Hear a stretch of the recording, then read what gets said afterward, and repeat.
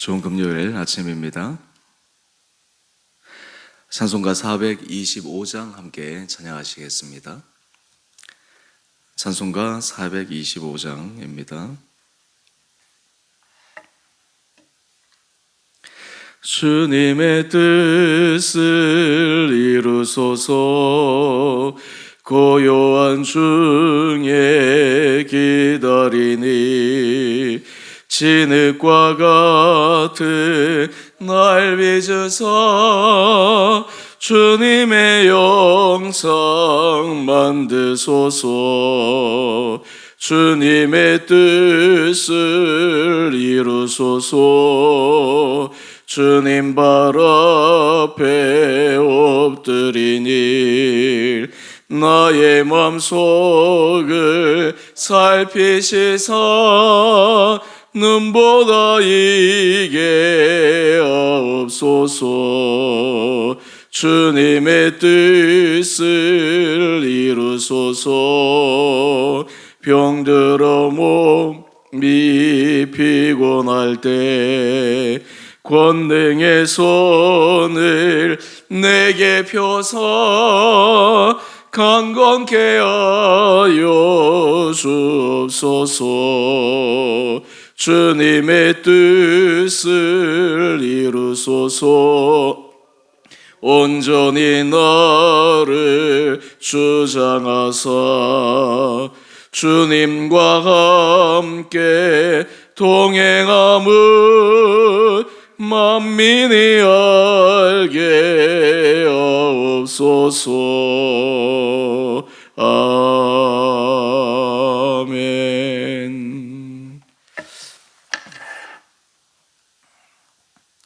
오늘 말씀은 잠언 3장 27절에서 35절까지입니다.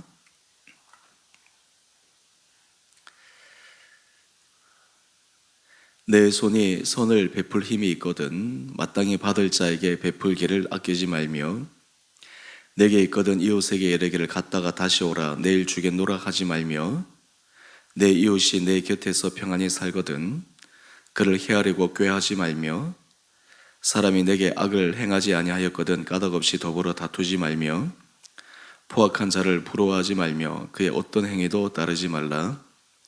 대저 패역한 자는 여호와께서 미워하시나 정직한 자에게는 그의 교통하심이 있으며 악인의 집에는 여호와의 저주가 있거니와 의인의 집에는 복이 있느니라. 진실로 그는 거만한 자를 비웃으시며 겸손한 자에게 은혜를 베푸시나니 지혜로운 자는 영광을 기업으로 받거니와 미련한 자의 영달함은 수치가 되느니라. 아멘. 좋은 금요일 아침입니다. 하나님께서 야루도 우리 사랑하는 성도님들 심령 가운데 은혜를 부어주시고 또 새로운 힘으로 믿음의 길을 걸어가는 복된 하루 되시기를 원합니다. 이 잠언서는 지혜에 관해서 말씀하고 있습니다. 사실 지혜의 근본은 여호와를 경외함에 있고 우리가 말씀을 깊게 묵상하면 할수록 하나님께서 그 하나님의 은혜 아래 서 있는 사람에게 지혜를 주십니다. 이런 의미에서 하나님의 인도하심을 받는 사람들은 지혜롭게 살아가는 사람들입니다. 오늘 특별히 그 지혜롭게 살아가는 사람들이 이웃을 향하는 마음의 자세, 태도는 어떠한가? 오늘 본문을 통해 함께 확인하기를 원합니다. 오늘 큐티의 제목을 보면 이웃을 사랑하는 지혜, 악인을 미워하는 지혜. 상식적으로 이해는 되지만 우리는 이 악인을 미워하는 지혜, 이 부분에 대해서 살짝 마음에 부담감이 생깁니다. 악인이라 하더라도 그 사람을 미워하고 경시하고 멀리하는 것, 이것이 정당한가?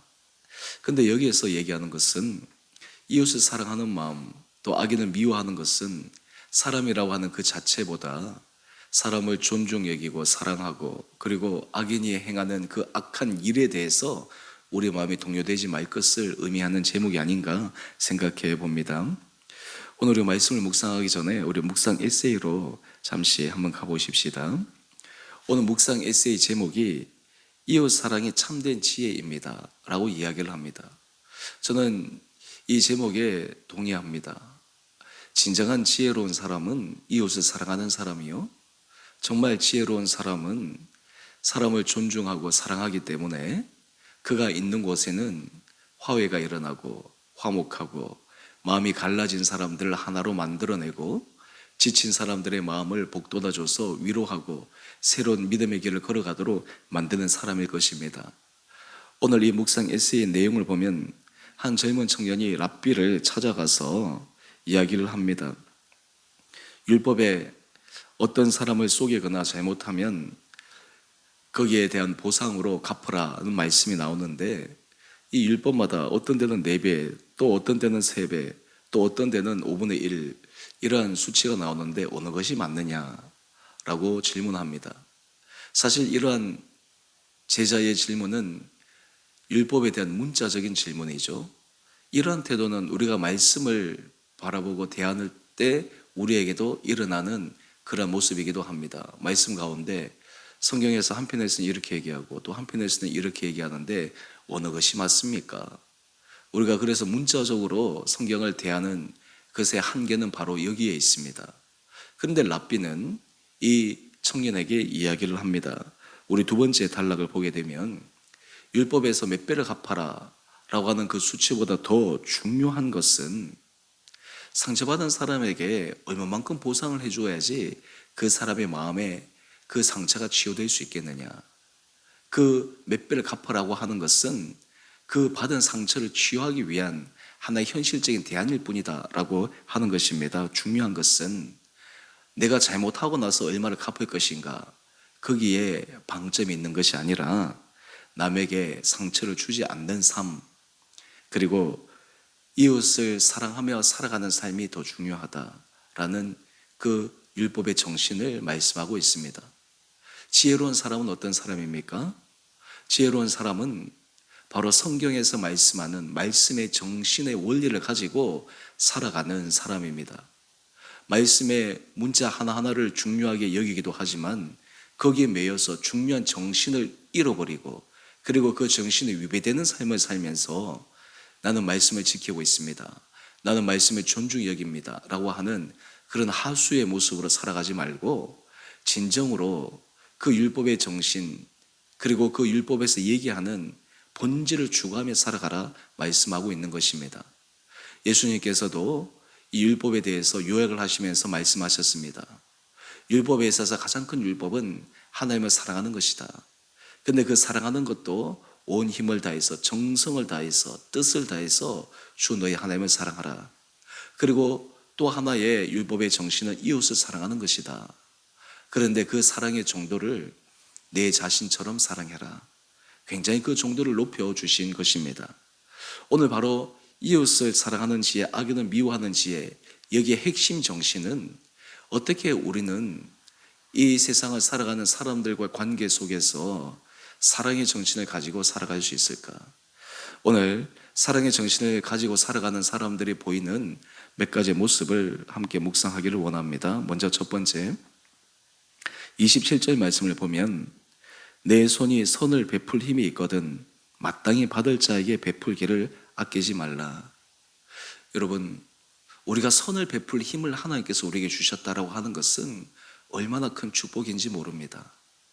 사실 모든 사람이 자신보다 연약하고 어렵고 힘든 사람을 위해서 마음을 나눌 수도 있고 물질을 나눌 수도 있고 시간을 나눌 수도 있습니다. 사실은 다른 사람에게 나눌 수 없을 만큼 정말 척박하고 힘든 사람은 지극히 제한적인 사람입니다. 그럼에도 불구하고 하나님께서 어떤 사람들에게는 다른 사람에게 선을 베풀 수 있는 넉넉한 환경을 허락하실 때도 있습니다. 좋은 건강도 주시고 시간적 여유도 주시고 또 그리고 물질적인 여유도 주시고, 그런데 이웃을 사랑하며 살아가는 사람의 그 복된 마음은 그것을 하나님이 주시는 은혜 가운데 누릴 뿐만 아니라 선을 베풀고자 하는 그 마음으로 다른 사람을 향해 기꺼이 선을 베푸는 손을 내어미는 그런 행동과 결단을 한다라고 하는 것입니다. 여러분, 이것이 이웃을 사랑하는 사람의 아름다운 모습입니다. 이러한 마음의 중심을 갖고 있는 사람의 태도는 어떠할까요? 사람들을 향해서 늘 내가 어떻게 하면 좀 도와줄까? 내가 어떻게 하면 저 사람에게 도움이 될까? 라고 하는 그런 마음을 가지고 살아가는 사람입니다. 여러분, 우리가 인생을 살아갈 때 어떤 사람은 나는 다른 사람이 어떤 도움을 받으며 살아갈까? 라고 생각하며 살아가는 사람들이 종종 있습니다. 사실 그 이유는 이라지 삶의 어려움과 힘듦 때문에 자신의 혼자의 힘으로 살아가기가 벅차서 다른 사람의 도움이 절실히 필요한 것이 자신의 삶의 습관으로 굳어져서 늘 도움의 손길을 찾고 바라보고 그리고 요청하고 그런 정신으로 살아갔기 때문에 그러합니다. 근데 그와 반대로 나는 늘 다른 사람에게 어떻게 도움이 될까? 다른 사람에게 어떻게 유익을 줄 수 있을까? 다른 사람에게 내가 어떻게 선을 베풀 수 있을까? 여러분, 이런 생각을 하며 살아간다고 하는 것이 그 인생이 얼마나 복이 있는 인생인지 모릅니다. 우리가 나이가 들어가도 다른 사람에게 우리가 늘 줄 수 있는 여유가 있고 마음이 있고 사랑이 있으면 참 그 인생은 복된 것입니다. 사실 주는 물질이라든지 시간이라든지 이런 것들은 그 마음의 중심에 사랑에서부터 비롯된 것이죠. 바로 그 작은 행동에서부터 그 작은 말의 표현에서부터 그 사랑의 마음, 그 사랑의 그 정신이 상대방에게 전달될 때 그것이 바로 그 받는 사람에게 큰 위로와 감동을 주게 됩니다. 여러분, 이것이 정말 이웃을 사랑하는 지혜로운 삶을 살아가는 사람입니다. 참 놀라운 것은 이웃을 향해서 이렇게 사랑의 정신으로 살아갈 때 하나님께서 그 사람에게 놀라운 은혜 복을 허락하여 주십니다. 마태복음 25장에 보면 거기에 한 비유를 통해서 우리가 부지불식간에 연약한 자를 위해서 그리고 우리가 보기에 정말 도움이 필요한 자들에게 도움을 주었을 때 바로 그것이 사람에게 한 것처럼 보였는데 실제로는 하나님에게 한 것임을, 실제는 예수님에게 한 것임을 우리에게 말씀하는 비유가 있습니다. 사실 우리는 사람에게 한다라고 생각하지만 그것은 그 사람을 지으신 하나님, 그 사람의 생명을 존중히 여기신 하나님에 대한 사랑의 표현인 것입니다. 또 하나 우리가 이웃을 사랑하는 삶의 모습을 보게 되면 우리 29절에서 30절의 말씀인데요.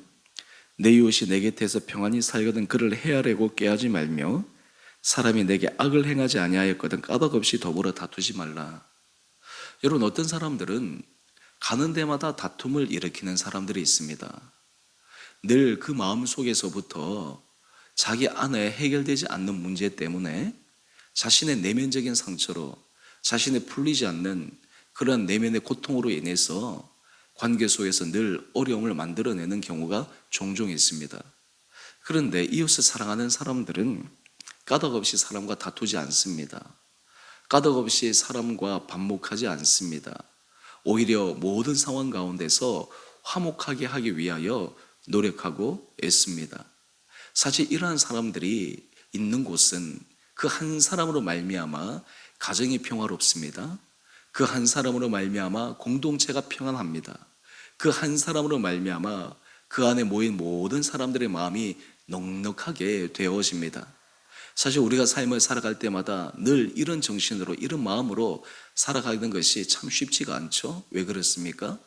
우리가 연약한 인간인지라 때로는 우리의 연약한 부분이 드러날 때도 있습니다. 또 우리 힘으로 하려고 하다가 때로는 그것이 잘 안 될 때도 있습니다. 하지만 하나님께서 그 마음의 중심이 정말 이웃을 향한 선한 마음, 이웃을 사랑하는 마음, 이웃에게 하나님께서 원하시는 그런 선을 베풀려고 하는 그런 마음의 중심을 갖고 있는 사람, 이런 사람들은 때로는 실수하기도 하지만 결과론적으로는 화목하고 화평하게 하는 삶을 살아가게 됩니다. 여러분, 우리가 삶을 살아갈 때 어떤 사람이 좋은 사람일까요? 어떤 사람을 가까이 해야 할까요? 어떤 사람과 함께 걸어가는 인생이 복된 인생일까요? 바로 사람을 향해서 사랑의 마음을 갖고 있는 그 사람, 그 사람과 함께 걸어가는 것이 복된 인생입니다. 우리나라 정치가 참 많은 국민들에게 눈살을 찌푸리게 하는 이유 중에 하나는 어떻게든지 국민들의 마음속에 사랑의 마음을 불어넣고 그리고 관용의 마음을 불어넣기보다는 자꾸만 증오의 마음, 저주의 마음, 미워하는 마음, 갈리는 마음, 이런 마음들을 불어넣는 그 방법, 이것이 참 우리 정치 현실에 있어서 어려움입니다. 그런데 이것은 비단 우리나라뿐만 그런 것이 아니죠. 미국 같은 경우도 그런 경우들이 일어나게 되죠. 예전에 트럼프 같은 경우도 또 그의 반대편에 서 있는 진영들이 자기의 정권 잡기 위해서 국민들의 마음을 자신의 편으로 만들기 위해, 한마디로 해서 내 편 그리고 상대편, 이렇게 딱 선을 지어놓고 PR을 구분하는 그러한 모습들이 많은 사람들의 마음속에 얼마나 혼란을 가져온지 모릅니다. 우리 기독교 정신은 악인과 선인을 구분하기는 하지만 그럼에도 불구하고 그 정신이 사랑하는 마음, 화목하게 하는 마음, 그 마음으로 걸어가는 것이 정말 필요합니다. 이런 정신은 교회 공동체에도 반드시 있어야 합니다. 왜냐하면 교회 공동체 안에도 우리가 사람이 모인 곳이기 때문에 항상 좋은 일만 일어날 수가 없습니다. 때로는 인간의 연약한 부분으로 서로 마음이 나눠지기도 하고 이해가 충돌되기도 하고 뜻이 달라지기도 합니다. 그런데 그 안에서 정말 공동체를 사랑하는 사람, 교회를 사랑하는 사람, 전체를 바라보면서 하나님께서 기뻐하시는 의를 이루기 위해 노력하는 사람, 그런 사람들을 통해서 그 나뉘어졌던 마음들이 이렇게 모아지게 되고 또 오해가 풀리게 되고 또 그로 인해서 부족했던 부분들을 감싸주게 되고 그래서 더 믿음의 길로 앞으로 나가게 하는 그런 사람의 역할들이 정말 필요한 것입니다. 바로 이런 사람들이 진정으로 이웃을 사랑하는 사람입니다. 또 하나 우리가 31절 이하의 말씀을 한번 볼까요? 여러분, 이웃을 사랑하는 사람의 마음의 중심은 우리 31절의 말씀을 보면 포악한 자를 부러워하지 말며 그의 어떤 행위도 따르지 말라. 여러분, 참 사람은 신기한 것은요, 어떤 사람의 말에 엄청나게 영향을 받습니다. 좋은 말에도 영향을 받지만 우리가 안 좋은 말에도 더 영향을 받게 됩니다. 어떤 일이 있을 때 어떤 사람들이 그 상황 가운데서 좋게 또 그 상황 가운데서 선하게 이렇게 그 마음을 일으키고 또 그리고 그 사람을 하여금 끌고 가려고 하는 말을 들었을 때, 그렇지, 내가 다시 힘을 내야지, 내가 다시 마음을 다잡아야지.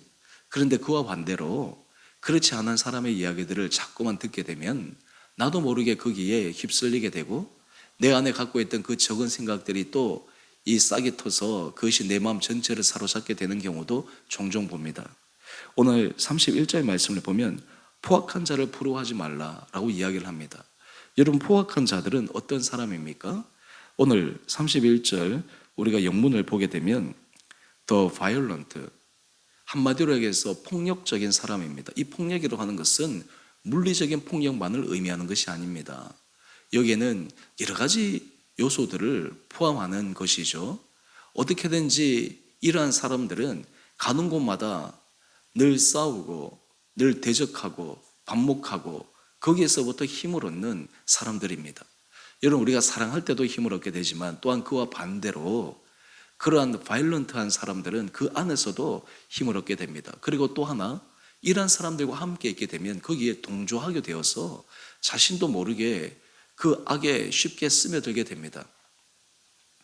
독일 나치가 홀로코스트로 유대인들을 그 600만 명 이상 학살하지 않았습니까? 그런데 그 학살 가운데 아우슈비츠 감옥에서 독가스로 사람들을 죽이기도 했지만 실제로 그들이 대면에서 사람을 죽이는 그런 경우들도 굉장히 많았습니다. 정확한 통계는 나오지 않았지만 대략적으로 아마 그렇게 대면에서 사람을 죽였던 그러한 숫자도 무려 한 200만 명에 가까운 것이 아닌가 추정되는 수치가 있습니다. 그런데 재미있는 것은 거기에 참여했던 사람들, 그 사람도 동일한 인간인데 무고한 민간인을, 실제로 저항하지 않는 사람을 그렇게 학살한다라고 하는 것이 얼마나 양심의 가책을 받았겠습니까? 근데 신기한 것은요, 처음 그 일을 할 때는 사람이 충격도 받고 그 참가한 사람이 밥도 못 먹고 여러 가지 어려움을 겪는데 이것이 반복되다 보면 무뎌져 버리고 맙니다. 자기가 무엇을 했는지 잊어버립니다. 거기에 완전히 익숙해져 버리게 되는 것이죠. 우리가 포악한 자를 부러워하지 말고 악인의 행위에 대해서 왜 조심해야 되느냐? 우리 마음이 그러한 악에 대해서 어느 정도 둔감해질 수 있는 가능성들이 있기 때문입니다. 그런 의미에서 우리 그리스도인들이 이 세상을 살아갈 때 늘 마음을 다잡아야 됩니다. 늘 마음 안에서 하나님의 은혜를 구해야 됩니다. 그렇지 않으면 우리가 이 세상을 살아갈 때 어느 순간 우리의 마음이 거기에 전념됩니다. 그리고 거기에 마음이 휩쓰이게 됩니다. 그로 인해서 우리의 마음이 나도 모르게 하나님께서 기뻐하시지 않는 그런 모습으로 우리의 마음이 나가게 될 가능성도 있게 됩니다. 오늘 사실 이러한 사람들은 하나님 앞에서 패역한 사람들이요, 또한 하나님 앞에서 의롭지 못한 사람입니다. 그러면 결과론적으로 하나님의 기뻐하시는 사람, 그리고 이웃을 향해 선을 베풀고자 하는 그 마음의 중심을 가지고 가는 사람에게 하나님이 주시는 약속의 말씀이 있습니다. 우리 33절 말씀을 한번 가볼까요? 악인의 집에는 여호와의 저주가 있거니와 의인의 집에는 복이 있느니라. 여러분, 이것은 말씀의 원리일 뿐만 아니라 이 세상에서 작용되어지고 있는 그런 원리이기도 합니다. 여러분, 다른 사람에게 선을 행하고 예수를 믿든 믿지 않든 덕을 행하는 사람들은 그것이 결국 그 사람의 삶으로 돌아옵니다. 또한 반대로 다른 사람에게 악을 행하거나 다른 사람에게 잘못된 일들을 행하거나 그러한 것들을 반복한 사람은 처음에는 그 일의 결과를 책임지지 않지만 어느 순간 되면 자기가 한 것이 자기에게로 다 돌아오는 그러한 것을 우리는 봅니다. 또한 이거보다 더 큰 것은 하나님께서 우리 33절 말씀처럼 악인의 집에는 여호와의 저주가 있거니와 의인의 집에는 복이 있다 말씀하고 있습니다. 오늘 우리 사랑하는 성도님들 삶의 자리에 이웃을 사랑하며 하나님의 기뻐하시는 믿음의 길을 걸어갈 때 하나님의 주시는 은혜 복 아래 걸어가는 우리 온 사랑하는 성도님 한 분 한 분을 되시기를 간절히 소망합니다. 오늘 이 아침 하나님께서 우리에게 지혜의 마음을 주시고 하나님께서 우리에게 새로운 마음의 결단을 더하여 주시고 주님의 시선이 가는 곳에 우리의 시선이 머물러 여호와의 복을 누려나갈 수 있는 우리 온 복된 성도님 한 분 한 분들 되시기를 주님의 이름으로 축원드립니다. 우리 함께 기도하겠습니다.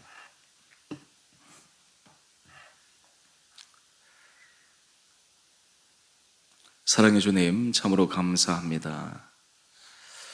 오늘 이 아침 또한 우리의 마음을 일깨워 주셔서 우리 마음이 주님을 향하여 가게 하여 주시고 특별히 우리와 함께 세상에 살아가는 우리의 이웃들과 지체들 그리고 우리의 가족들을 바라볼 때 그들을 향한 사랑의 마음으로 대하며 사랑으로 존중히 여기는 그런 복된 삶을 살아가게 하여 주시옵소서.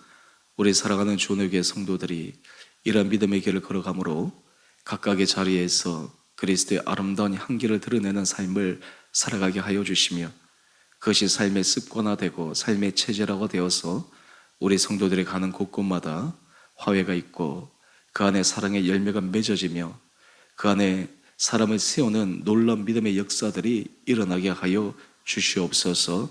주님, 우리에게 은혜를 도하여 주셔서 우리에게 주신 재능과 달란트대로 우리가 다른 사람의 부족과 허물을 바라보기보다 그것을 덮으며 또한 그것을 통해 하나님 앞에서 우리 자신이 더욱더 아름답게 쓰임받기를 소망하므로 우리 온 주의 교회 공동체가 하나님의 기뻐하시는 거룩한 교회로 쓰임받는 축복된 공동체 되게 하여 주옵소서.